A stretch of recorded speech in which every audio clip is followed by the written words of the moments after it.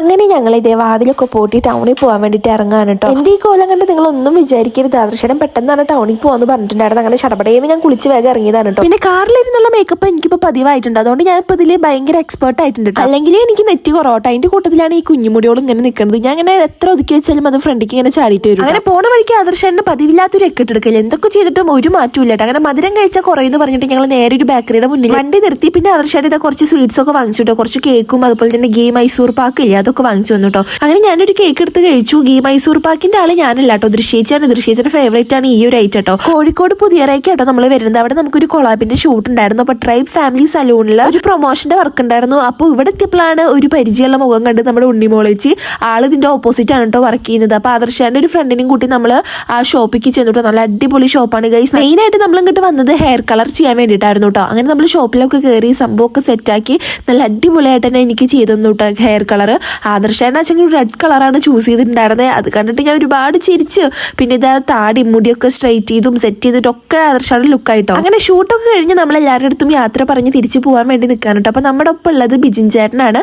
ആദർശാന്റെ ഒപ്പം പഠിച്ചിരുന്ന ചേട്ടനാണ് കേട്ടോ. അപ്പൊ ഒരു കുറെ വർഷത്തിന് ശേഷമാണ് ഇവർ കാണുന്നത്. അതുകൊണ്ട് തന്നെ ഇവർ വാത്തോരാതെ സംസാരിച്ചുകൊണ്ട് കിടന്നു. പിന്നെ ബിജിൻ ചേട്ടൻ നമ്മളെ നേരെ കൊണ്ടുപോയത് ഹുക്ക പ്രീമിയം ലോഞ്ചിക്ക് ആയിരുന്നു കേട്ടോ. ഞാൻ ആദ്യമായിട്ടാണ് ഇവിടെ പോണത്. ഗൈസ് അടിപൊളി സ്ഥലമാണ്. ഫസ്റ്റ് ഞാൻ ഇങ്ങനെ കയറി ചെന്നപ്പോൾ സത്യത്തിൽ ഞാൻ പേടിച്ചു കേട്ടോ. കാരണം നിറച്ച് പുക ഇതിൻ്റെ ഉള്ളിൽ. ഫാമിലീസ് ഒക്കെ ആയിട്ട് കുറെ പേര് ഇതിൻ്റെ ഉള്ളിൽ കേട്ടോ. നല്ല അടിപൊളി ആംബിയൻസ് ആണ് ഇതിൻ്റെ ഉള്ളിൽ. എനിക്ക് ഭയങ്കരമായിട്ട് ഇഷ്ടപ്പെട്ടിട്ടുണ്ടായിരുന്നു. ഫുഡ് കഴിക്കാൻ ബിജിൻ ചേട്ടൻ കുറേ വട്ടം നിർബന്ധിച്ചു കേട്ടോ. പക്ഷെ നമുക്ക് വിശപ്പുണ്ടായിരുന്നില്ല. ഒരു 10:30 ഉണ്ടായിരുന്നു കേട്ടോ സമയം. അപ്പോൾ പിന്നെ രാത്രി ആകുമ്പോൾ ഹെവി ഫുഡൊന്നും വേണ്ട പറഞ്ഞിട്ട് നമ്മൾ ജ്യൂസാണ് കേട്ടോ ഓർഡർ ചെയ്തിട്ടുണ്ടായിരുന്നത്. ചെറുതെന്തെങ്കിലും കഴിക്കാം, നീ ഒന്ന് നോക്കി നോക്കുക പറഞ്ഞിട്ട് ഞാൻ കുറേ ഇരുന്ന് തപ്പി. പക്ഷെ എനിക്കൊന്നും സെറ്റായിട്ട് തോന്നില്ല. ഒന്നാമത് വിശപ്പുണ്ടായിരുന്നില്ല. പിന്നെ രാത്രിയാകുമ്പോൾ നമ്മൾ ഈ ഹെവി ഫുഡ് കഴിച്ചിട്ട് നേരെ പോയി കിടന്നുറങ്ങല്ലേ ചെയ്യാൻ. അതുകൊണ്ട് അത് വേണ്ടാന്ന് ഇങ്ങനെ വെച്ചു കേട്ടോ. പിന്നെ നമ്മൾ ഷെയ്ക്കാണ് ഓർഡർ ചെയ്തിട്ടുണ്ടായിരുന്നത്. ഞാൻ ചിക്കു ഷെയ്ക്ക്, അവർ രണ്ടുപേരും മെവക്കോടയുടെ ആയിരുന്നു കേട്ടോ. സംഭവം നല്ല അടിപൊളി ഷെയ്ക്ക് തന്നെ ആയിരുന്നു കേട്ടോ. അങ്ങനെ ഷെയ്ക്കൊക്കെ ഓടിച്ച് നമ്മൾ കുറച്ചു നേരം അവിടെ നിന്ന് ഫോട്ടോസും വീഡിയോസും ഒക്കെ എടുത്തുട്ടോ. ഇവർ രണ്ടുപേരും ഇത് സംസാരിച്ചുകൊണ്ട് തന്നെ നിൽക്കാൻ കേട്ടോ. ഈ ലൈറ്റ് എനിക്ക് ഭയങ്കരമായിട്ട് ഇഷ്ടപ്പെട്ടിട്ടുണ്ടായിരുന്നു കേട്ടോ. ഈ ലൈറ്റ് മാത്രമല്ല വേറെയും പല സിമ്പിൾ ആയിട്ടുള്ള നല്ല കാണാൻ നല്ല ഭംഗിയുള്ള മോഡൽസ് ഒക്കെ കൂടി ഉണ്ട് കേട്ടോ. ഒരു പ്രത്യേക വൈബ് തന്നെയാണ് ഇവിടെ ഇരിക്കാൻ വേണ്ടിയിട്ട്. കല്യാണം കഴിഞ്ഞിട്ട് 2 വർഷമായും കൂടിയിട്ട് ഞാൻ ഇതുവരെ ഇങ്ങനത്തെ ഒരു സ്ഥലത്തേക്കൊന്നും വന്നിട്ടില്ല കേട്ടോ. ഇത് ഫസ്റ്റ് ടൈമാണ്.